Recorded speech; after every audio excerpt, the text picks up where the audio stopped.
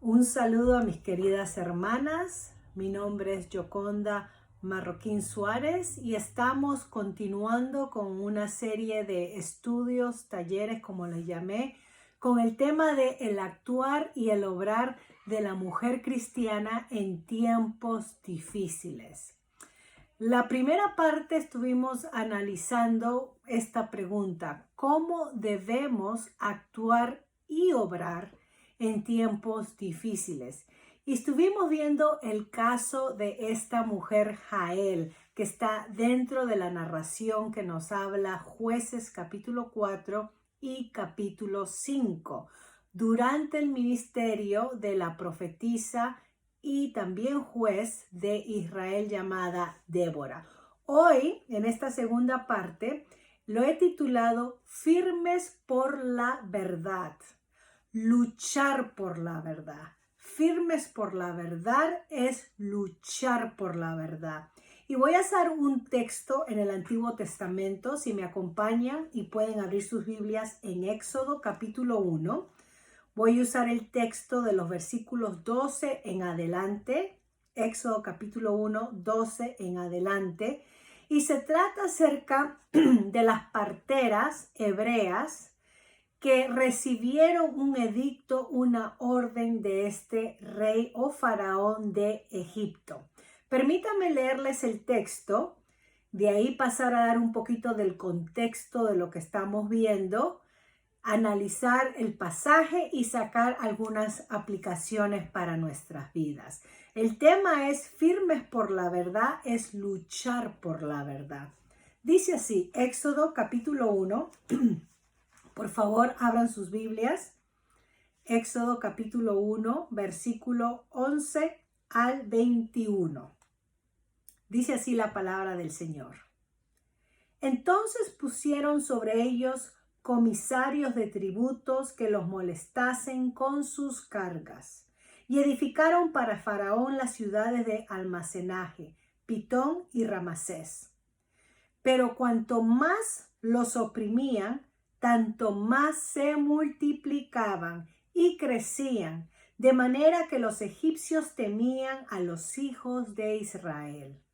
Y los egipcios hicieron servir a los hijos de Israel con dureza, y amargaron su vida con dura servidumbre, en hacer barro y ladrillo, y en toda labor del campo y en todo su servicio, al cual los obligaban con rigor. Y habló el rey de Egipto a las parteras de las hebreas, una de las cuales se llamaba Cifra y otra Ewa, y les dijo: cuando asistáis a las hebreas en sus partos y veáis el sexo, si es hijo, matadlo, y si es hija, entonces viva. Pero las parteras temieron a Dios y no hicieron como les mandó el rey de Egipto, sino que preservaron la vida a los niños. Y el rey de Egipto hizo llamar a las parteras y le dijo: ¿por qué habéis hecho esto? ¿Qué habéis preservado la vida a los niños? Y las parteras respondieron a Faraón: porque las mujeres hebreas no son como las egipcias, pues son robustas y dan a luz antes que las parteras vengan a ellas. Y Dios hizo bien a las parteras, y el pueblo se multiplicó y se fortaleció en gran manera. Y por haber las parteras temido a Dios, Él prosperó sus familias. Vamos a orar. Señor, te damos gracias por tu palabra. Gracias porque ella es exquisita para nuestra vida, para nuestra nutrición espiritual. Gracias porque tú has permitido no dejarnos huérfanos, sino darnos dirección y saber cómo conducirnos en esta vida a través del consejo de tu palabra. Pido de una manera muy especial que tú puedas ministrar a las necesidades de mis hermanas, de toda aquella que escuche esta palabra. Señor, que sirva de bendición para su vida, que traiga consuelo, edificación y corrección, Señor, como lo hace con la mía. Gracias por la oportunidad de aprender.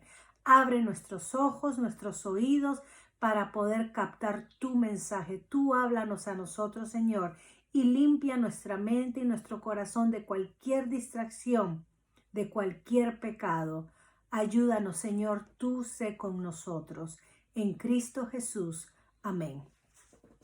Bueno, firmes por la verdad es luchar por la verdad. En este texto que hemos leído de Éxodo capítulo 1, versículos 12 al 21, el libro de Éxodo es el segundo libro de la Biblia. Nosotros tenemos el nombre Éxodo, pero el nombre en el hebreo realmente viene de las primeras palabras que empieza el capítulo 1. Estos son los nombres. Estos son los nombres. Ese es el título en el hebreo. Y Éxodo 1 presenta el plan de Dios que se desarrolla, el plan, la promesa que Dios le dio a Abraham y a sus descendientes, ese capítulo 15 que mencioné en la primera parte, que es muy importante. Por favor, lean capítulo 15 del 12 al 21. Vemos cómo Dios iba a cumplir sus promesas a Abraham. Recuerden que sus promesas tenían 4 partes. Dios le prometió a Abraham un hijo y lo tuvo a su edad ya adulta, en su vejez, a los 100 años él y a los 90 años su esposa Sarai, después llamada Sara. Bueno, un hijo. Le prometió también descendientes a través del hijo, y de esto se va a tratar el libro de Éxodo, los descendientes de la familia de Jacob que entraron a Egipto a través de la ayuda de José durante este tiempo de hambruna que se experimentó en toda la tierra. Bueno, hijo, descendientes, tierra.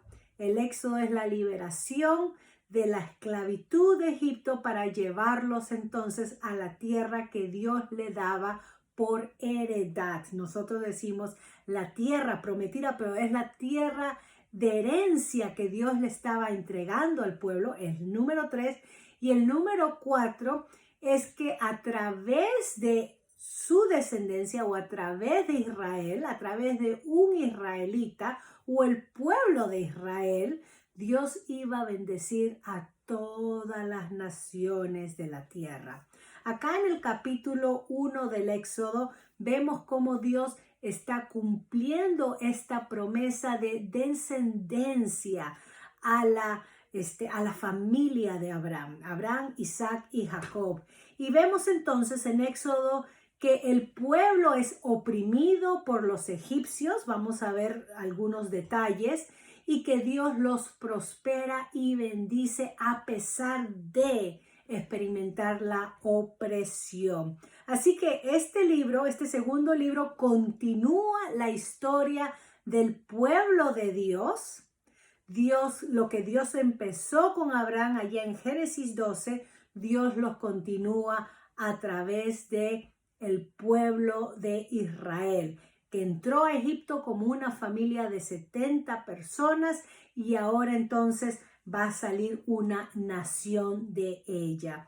Dios permitió que Israel pase por el horno de la aflicción. Ustedes, queridas hermanas, las que les encanta la repostería y les gusta hacer queques o tortas, ustedes saben que siguiendo los ingredientes, las temperaturas en la mantequilla, en la preparación para poder ponerlo a cocinar, todo eso es un proceso donde los químicos, ¿no?, se juntan y producen un resultado final, sea un chifón, sea un queque delicioso, sea una torta que se quiera convertir. Bueno, Israel, este tiempo en Egipto fue el tiempo del horno de la aflicción, porque cuando saldría Israel de Egipto, saldría como una nación muy fructífera de muchas personas. Dios usó la aflicción para multiplicar a su pueblo y llevarlos a una etapa de maduración, y así sacarlos. Acá me gustaría detenerme para dar un punto muy importante. A nadie les gustan los problemas, ni las aflicciones, ni las tribulaciones. Es más, queremos huir de ellas. Pero algo interesante, cuando estudiamos la palabra de Dios, vemos que Dios usa las tribulaciones, las dificultades, cualquier tiempo de sufrimiento. Dios usa eso para traer propósitos en la vida de la persona, para poder madurar a la persona, para traer crecimiento en la persona. Es más, uno de los primeros padres de la iglesia, conocido como Tertulanio, en el año 197 después de Cristo, de nuestro Señor Jesucristo, escribió, y lo voy a leer: la sangre, y hablando de los mártires, es semilla de los cristianos. Encontramos la idea en la Biblia y a través de los escritos de los primeros padres que los cristianos, cuanto más se les arrojaban a las fieras, cuanto más se les oprimían o se les castigaban para que renieguen de su Señor, ellos no se dejaban vencer y preferían la muerte.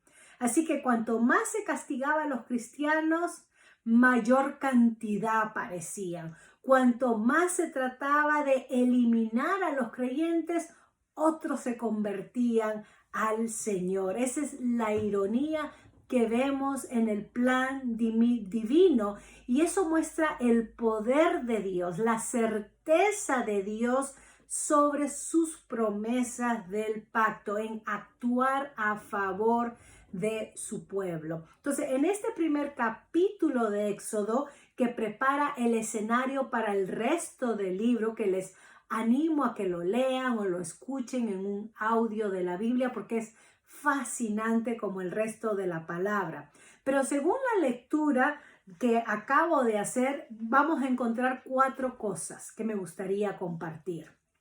Observemos. Primero, versículo 12 nos dice que cuanto más oprimían a los hebreos, dice que más se multiplicaban y más crecían. ¿Ves que tenían un efecto contrario?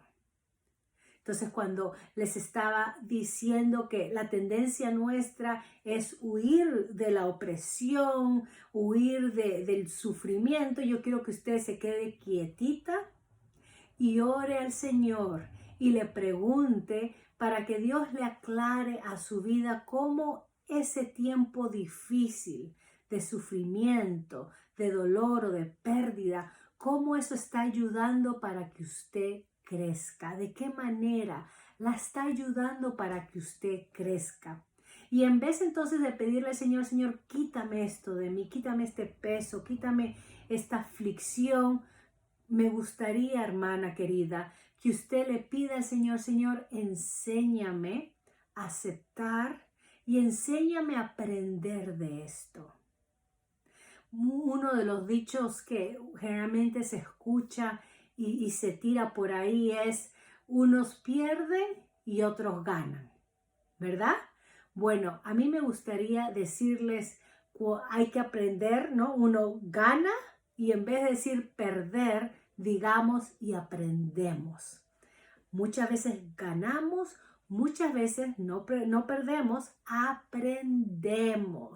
Ese es el punto que me gustaría. Entonces, a los hebreos, cuanto más se le oprimían, más crecían, más se multiplicaba. Esa es la ironía de Dios. Y vemos que los egipcios entonces sintieron temor por esto. Comenzaron a ver que eran más que ellos y sintieron temor de que ellos se subleven y los subyuguen a los egipcios. Entonces, número 3, salieron con una solución los egipcios, que era someter a los hebreos a una cruel servidumbre. Y la manera como nos dice el texto es que le amargaron la vida, tratándolos sin piedad y con toda clase de trabajos pesados.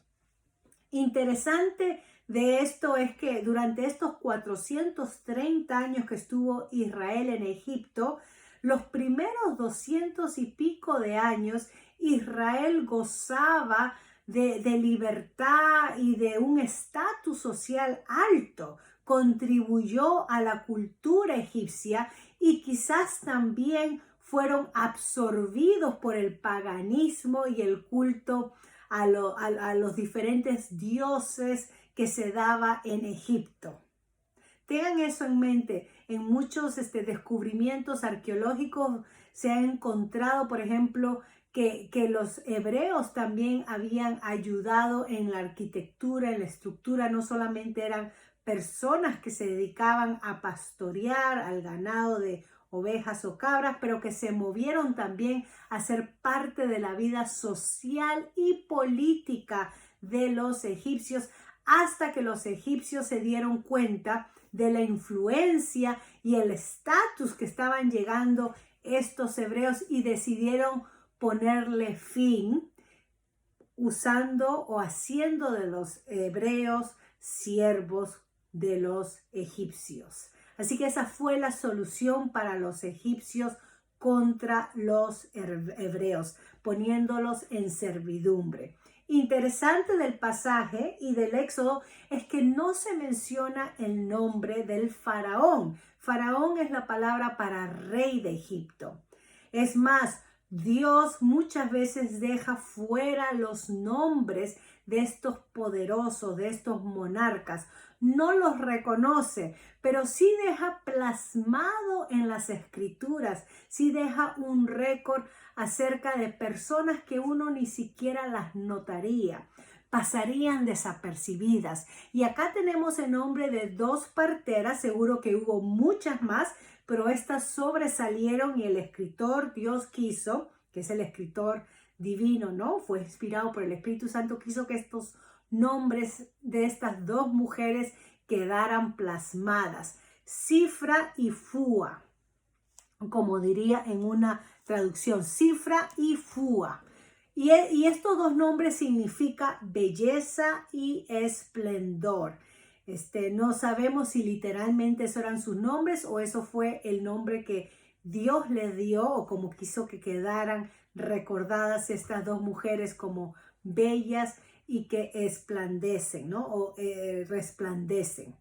Ahora, estas dos parteras eran seguidoras, creyentes de Dios, porque el versículo 17 dice que temían a Dios, temieron a Dios. El rey, el faraón, da una orden: infanticidio, legaliza el infanticidio, o sea, maten a los varones recién nacidos. Este rey de Egipto sería muy bien reconocido hoy en día por los progresistas. Es más, este rey tiene el plan perfecto para controlar la población de los hebreos y extinguirlos de acá a una generación. El rey de Egipto hoy en día sería elegido como presidente, quizás, de la Organización Mundial de la Salud, bajo el lema de control de la natalidad, que nosotros sabemos que es homicidio de estos infantes. Nada lejos de las leyes del aborto. Póngase a pensar. El texto nos dice que las parteras no obedecieron al rey porque temieron a Dios.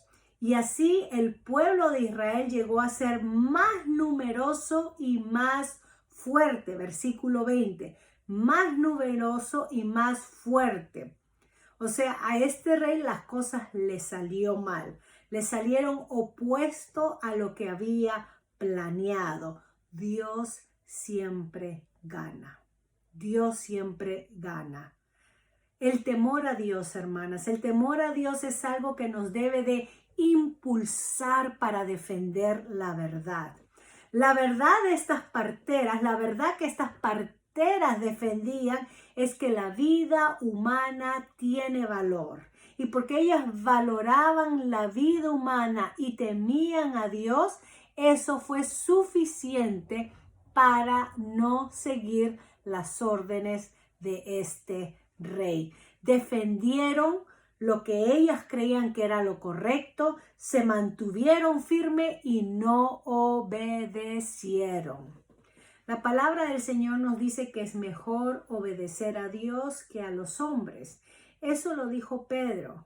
En el capítulo 4, por ejemplo, versículo 19 y 20, Pedro y Juan responden a las autoridades diciendo esto: juzguen ustedes. Es justo delante de Dios obedecer a ustedes antes que a Él, porque nosotros no podemos dejar de hablar acerca de lo que hemos visto y oído. En el capítulo 5 de Hechos, versículo 29, Pedro y los apóstoles respondieron: es necesario obedecer a Dios antes que a los hombres. Y esto fue precisamente lo que hicieron estas dos mujeres. Obedecieron a Dios antes que al rey, temían primero a Dios antes que al rey, y Dios las bendijo.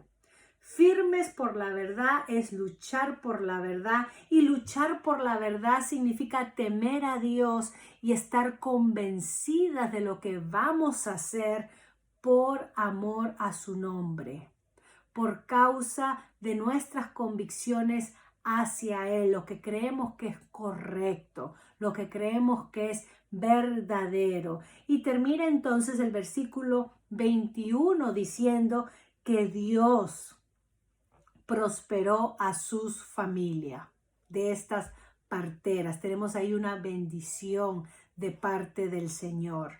La otro caso que quisiera hablar antes de venir a la conclusión es lo que sigue en el capítulo 2 de Éxodo, los primeros 5 versículos, donde se presenta a la madre de Moisés con un problema.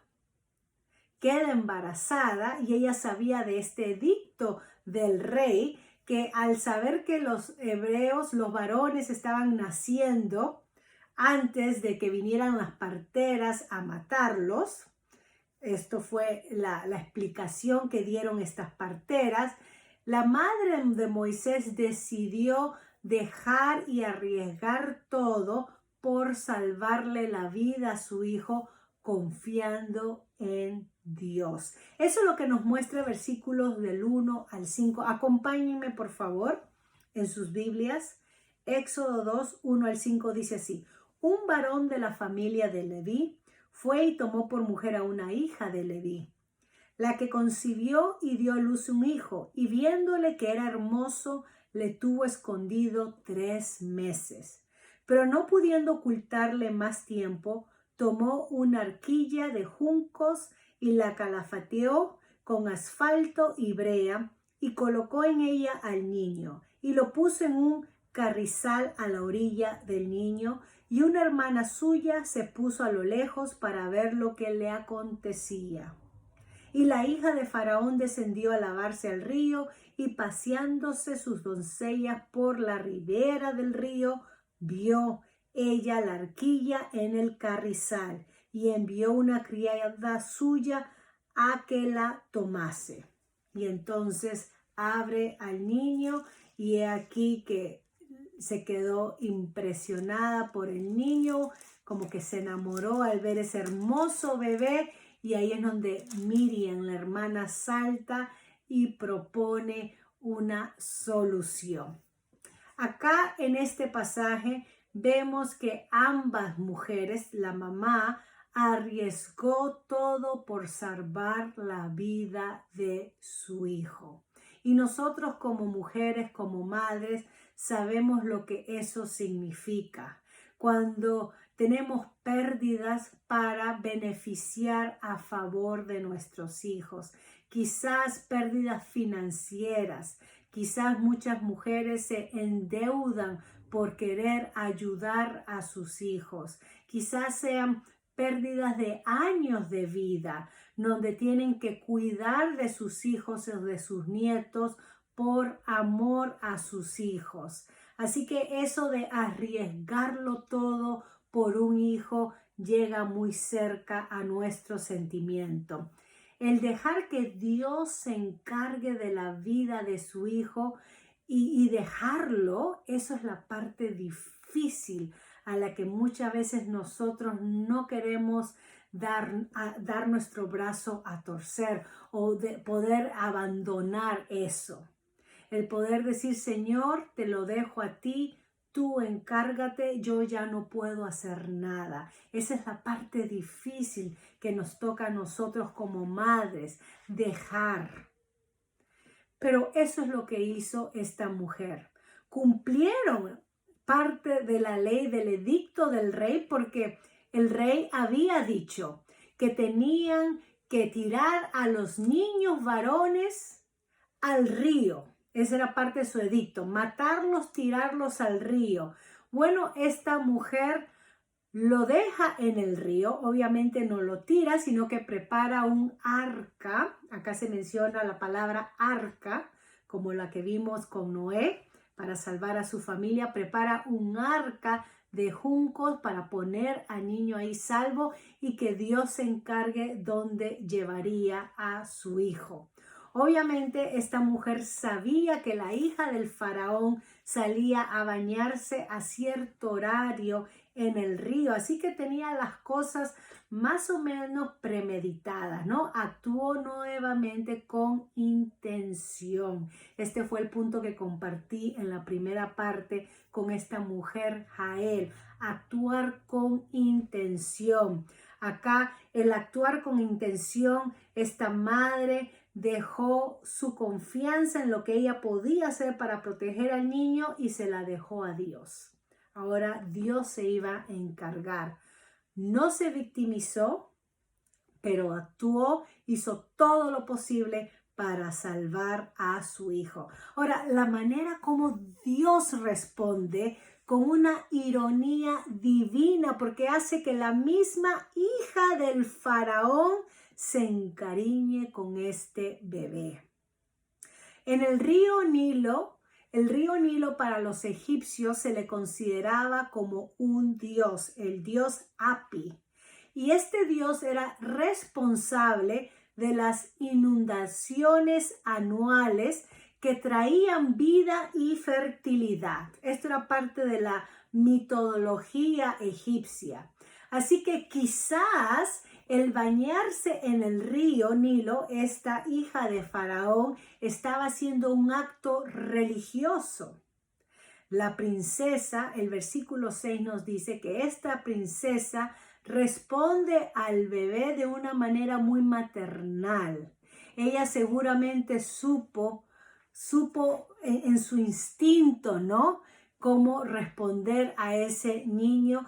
Y Miriam, la hermana de Moisés, estaba cerca para ofrecer ayuda.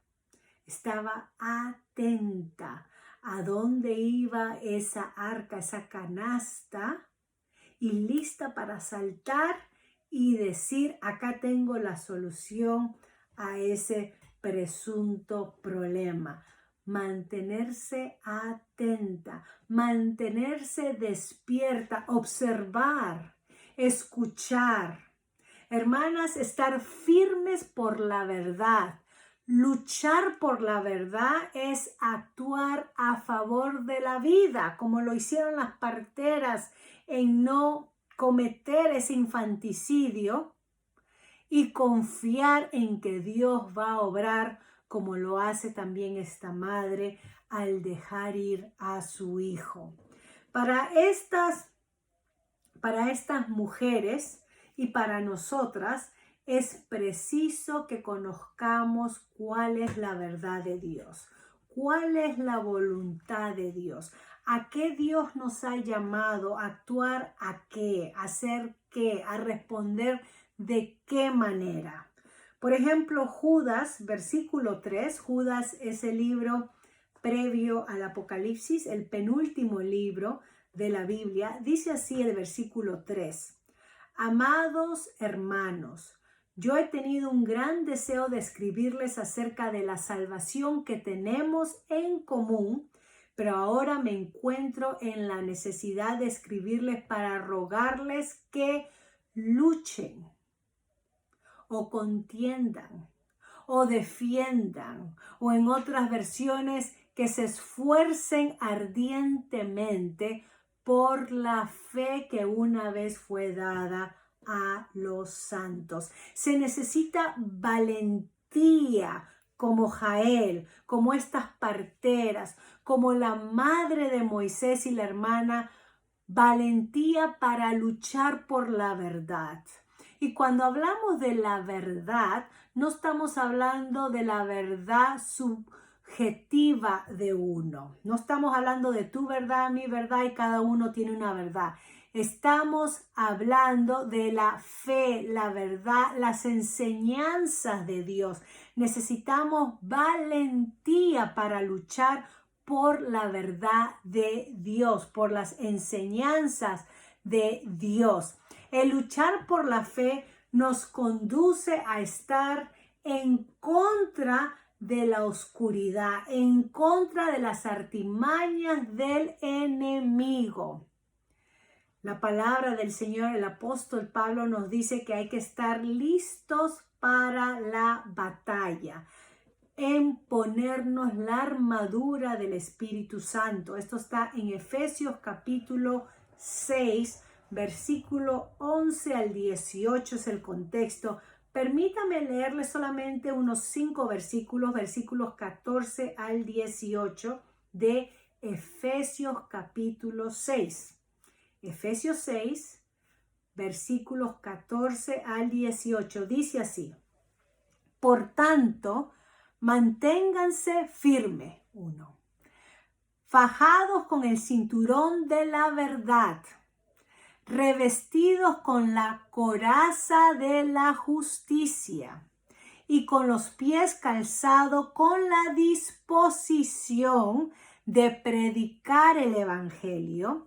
Además de esto, protéjanse con el escudo de la fe para que puedan apagar todas las flechas incendiarias del maligno.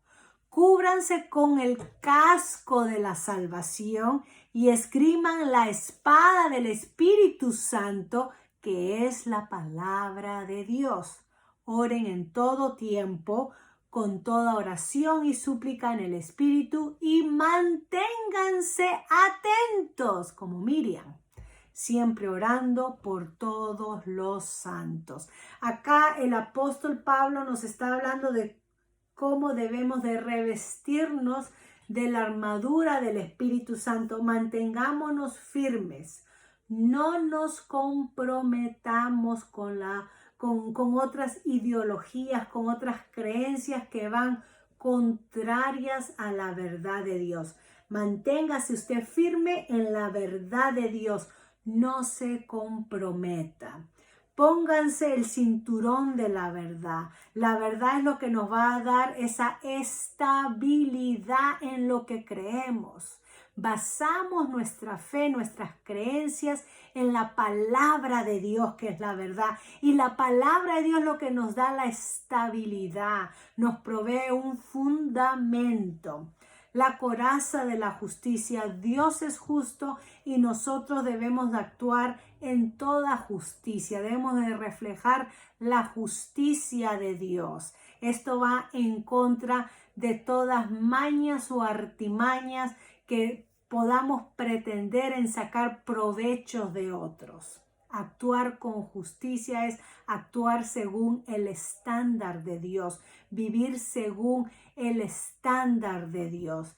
Tenemos que tener la disposición de siempre predicar este santo evangelio. La fe en Dios es lo que nos va a proteger como un escudo. El casco de la salvación, tener en cuenta esa hermosa salvación que tenemos ya en Cristo Jesús y trabajamos en esa salvación con temor y temblor, como lo dice Pablo en Filipenses capítulo 2, versículo 13. La espada del Espíritu Santo, que es la palabra de Dios. Esta es la única armadura de ofensiva. Nos defendemos con la espada. La palabra de Dios es la que Dios dice que entra hasta lo más profundo del libro de Hebreos, ¿verdad? las coyunturas y discierne los pensamientos. La espada, la palabra de Dios. Tenemos que orar en todo momento. Tenemos que estar sintonizadas a la voluntad de Dios, queridas hermanas. La oración es la manera como nosotros nos sintonizamos. Lamentablemente hemos terminado pensando que la oración es la manera como mando mis peticiones al Padre Celestial para que Él cumpla o por lo menos me dé mis gustos o escuche mis súplicas. Totalmente un poco fuera de lo que la palabra del Señor nos quiere enseñar. Sí, tenemos peticiones en la oración, pero nuestras peticiones tienen que estar sintonizadas o en armonía con la voluntad de Dios. Cuando yo entiendo qué es lo que Dios quiere para mi vida, entonces yo oro pidiendo que Dios haga esa voluntad en mi vida, en la vida de mi familia. La oración en todo momento, y termina diciendo mantengámonos atentos, así como Miriam, que estaba en el río apartada viendo hacia dónde se dirigía esa arca o esa canastita que tenía al bebé hermano, ¿no? Moisés, después conocido, hacia dónde se dirigía atenta, y en el momento que vio a la hija del faraón ver y encariñarse, salta y propone una solución.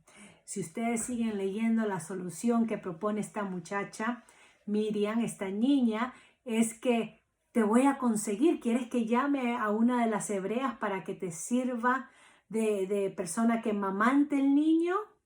Y llama a la misma madre, y la hija termina pagándole a la madre del niño por sus servicios. Miren la ironía de Dios. Hermanas, debemos defender el verdadero evangelio, la palabra de Dios, la verdad de Dios, sin importar el costo.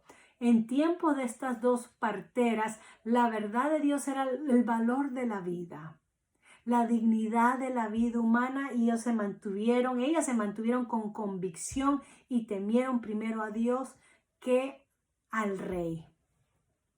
Hay que prepararnos para defender la verdad de Dios. Busque un grupo de apoyo, un grupo de hermanas cristianas donde se puedan unir para poder defender la verdad de Dios. Nosotros en un grupo de apoyo no sirve como grupo de chisme, ni sirve como un grupo social únicamente, sino es un grupo de apoyo espiritual donde se reúnen, oran unas por otras, se preparan en la palabra y se empujan o se motivan para poder influenciar y hablar en contra de las injusticias, por ejemplo, que ve en su sociedad, que ve en su barrio, que ve en su comunidad. Somos llamados a defender la verdad de nuestro Señor Jesucristo, y eso, el defender la verdad, va a causar conflicto. Va a causar conflicto, va a venir opresión, así como sucedió en el tiempo de Israel, y a través de esa opresión Dios preparaba una nación. El conflicto, la opresión también nos va a preparar a nosotras para el servicio a Dios. Cuando el cristiano defiende la verdad del evangelio, va a traer controversia, va a traer conflicto y va a traer disputa. Eso no lo dude. Más bien es por esto que al final del Apocalipsis, en el capítulo 21, versículos 6 y 8, Apocalipsis 21, versículos 6 y 8 dice así: que los cobardes no heredarán el reino de Dios. Leo: también me dijo, ya está, yo soy el alfa y el omega, el principio y el fin. Al que tenga sed, yo le daré a beber gratuitamente de la fuente del agua de la vida. El que salga vencedor heredará todas las cosas, y yo seré su Dios y él será mi hijo.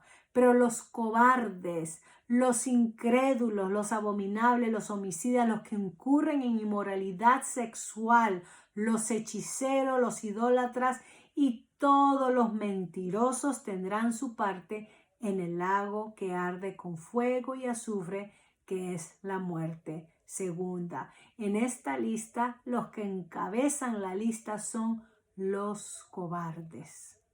El ejemplo que he compartido con ustedes es de mujeres que no se portaron cobardemente, que actuaron porque primero ellas temían a Dios. Y Dios en su soberanía y en su gracia decidió dejarlas de ejemplo plasmadas en estas escrituras. Su actuar tuvo influencia a su alrededor y Dios quiso honrarlas y recordarlas, dejándolas acá en su palabra. Qué hermoso que es eso, qué hermoso. La Biblia nos llama, nos manda a que luchemos por la verdad, a que vigilemos por la verdad y tengamos cuidado de lo falso, de la falsa enseñanza, de los falsos maestros, como nos dice en Romanos 16, versículos 17 y 18. La Biblia nos habla a que expongamos las obras infractuosas de las tinieblas, de la oscuridad, cuando alumbramos con la luz de la palabra de Dios, con la luz del Evangelio, vamos a exponer la oscuridad que está alrededor nuestro. Dice así en Primera de Timoteo, ya llegando al final, Primera de Timoteo, capítulo 4, versículo 6. Voy a leer 3 versículos de Primera de Timoteo 4, 6. Después voy a saltar al capítulo 6, versículo 12 y concluyo con Segunda de Timoteo 4, 2. Pero este es el consejo que Pablo le da a Timoteo, que era su hijo espiritual en la fe. Pablo dejó a Timoteo pastoreando las iglesias en Éfeso. Y acá surgieron todo tipo de problemas. Éfeso siendo la capital del culto a la diosa Diana, como la conocemos, y el templo magnífico que había a su nombre, o Artemis, como también se conocía en el griego. Y acá había problemas en contra del liderazgo de los hombres, porque en este templo de Artemis o de Diana, esta diosa de los griegos, los que servían y actuaban como sacerdotes eran mujeres sacerdotisas actuando en el culto, en este paganismo, y eso quizás manchó algo de lo que sucedía en la iglesia. No tenemos con claridad qué pasó, pero hubo un tipo de influencia, de enseñanza falsa que se esparció a estas iglesias en Éfeso, y es por eso que Pablo le dice a Timoteo lo siguiente. 1 Timoteo 4:6. Si enseñas esto a los hermanos, serás un buen ministro de Jesucristo, nutrido con las palabras de la fe y de la buena doctrina que has seguido. El enseñar la verdad de Dios. Si ustedes leen el contexto, enseñar la verdad de Dios para que las personas se nutran, se edifiquen con la buena doctrina o la buena enseñanza. El propósito de transmitir la verdad de Dios, de exponerla, es para nutrirnos con ella. Así que, hermanas, ustedes que están escuchando, nútranse con la palabra del Señor, que sea digerible en su alma y que ustedes puedan entender qué es lo que Dios quiere que ustedes hagan en su vida, cómo es que ustedes deben de responder a esos problemas o crisis o dificultades que estén atravesando. La palabra de Dios es el alimento que todos necesitamos para fortalecernos y saber cómo responder en tiempos difíciles. El capítulo 6:12 de 1 de Timoteo dice: presenta la buena batalla de la fe. Nuevamente es este vocabulario de lucha, de defender, de contender. Aférrate a la vida eterna, a la cual también fuiste llamado cuando hiciste la buena profesión delante de muchos testigos. Aférrate a la vida eterna. Muchas veces nosotras contendemos o peleamos o luchamos por las cosas equivocadas, por las cosas que no merecen nuestro tiempo ni nuestro esfuerzo. ¿Cuántas veces luchamos por ejemplo, estamos cansados de que siempre lo mismo y que hablando de las cosas de la casa, siempre nos dejen la casa patas arriba, un desorden, o no ayudan en la limpieza y siempre estamos ahí machucando ya sea a nuestros hijos o a nuestros maridos, que ya estamos cansadas de que siempre ellos tiran las cosas por aquí, por allá, o no se ocupan en limpiar o en recoger sus propios asuntos, pero uno tiene que estar yendo, haciendo las cosas por ellos, y luchamos y luchamos. O quizás luchamos con nuestros hijos pequeños porque no comen. Y todos los días es una lucha de convencerlos por qué los vegetales son buenos para ti.